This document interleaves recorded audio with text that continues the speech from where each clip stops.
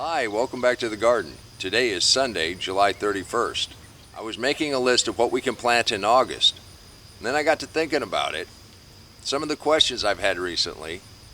So I'm sitting inside the old coal frame. I still have 2 bales which I didn't take down yet. The mulch had gotten real thin in here. If you remember, we took out some really nice cabbages right here. We were letting the beets go to seed, but since the ground wasn't covered, I've got quite a little bit of grass and some weeds growing up in here. This will be the perfect time to show you can start a garden today, and I'll show you how. The first thing I'm going to do, I'm going to take out the seeds that I wanted to dry, and then we'll get the weeds out, and we'll put some mulch down, and then we'll be ready to plant. So come on, let's see what we got. Even though we got some rain on these, they'll dry out just fine on the fence, and we'll be able to get these seeds. And if some of them dropped and they reseeded, they're part of the August seed plan anyhow. You ever heard anybody say you can't have enough beets? So there's a nice little batch. Now we left this small cabbage on purpose to see if it would grow, and it's starting to kick in. I do have some carrot seeds here, which I want to go ahead and save those. Here's a little trick I've been using. Use a bucket. I like these totes. Anytime I pull anything up, I just throw it in here and let it die back. That way we can use it in the mulch. So we're going to use that for this. See, oh, look at that. See, with these holes, our worms are up in there. That is beautiful. Thank you, fella. So you can see how this is molded down. This was just grass. We're going to go ahead and use that for part of our mulch. Now we have a container to go ahead and mulch the rest of this with. Now since this is a new bed, it is no-till. We're not going to dig it up, but I am going to go ahead and pull what I can. And with the rain we had, it all pulls up real easy. So you just pull it up and just drop it in here. We got several different kinds. We got some clover in here. We've got some grass. But like I said from the beginning, the ground wants to stay covered. And if we don't cover it, Mother Nature will. And a lot of people think it's way too late to be planting. But we've got a whole list of stuff we can plant in August. And this is where we're going to plant it. So just take everything out, put it in your bucket or your container for your compost. And if you don't get all the roots out, and if you don't get it all, that's okay, because we're going to cover this up. But got a majority of this, that way we can let that kind of mulch down. So any of the bigger green leaves, you can go ahead and leave those. I just like this salad to go ahead and mulch down a little bit.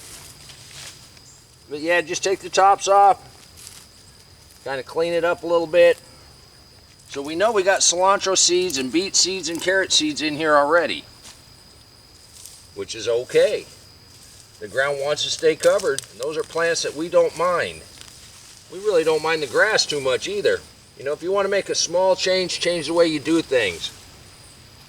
You want to make a big change, change the way you see things.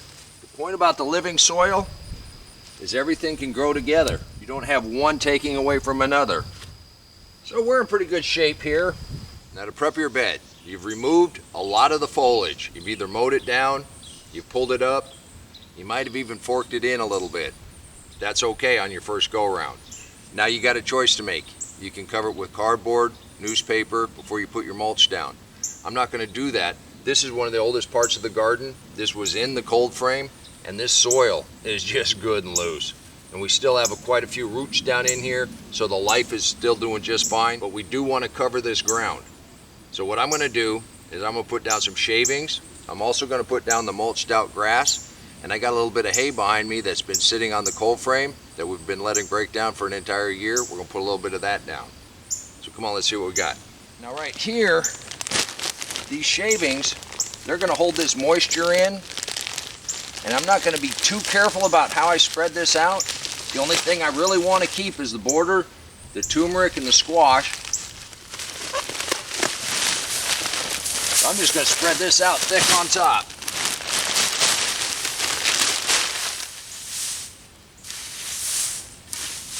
And if I cover a few things, that'll be all right. Well, that was almost enough for this area. Let's go get a little more. Now this is old grass and old weeds. Put that in as a layer.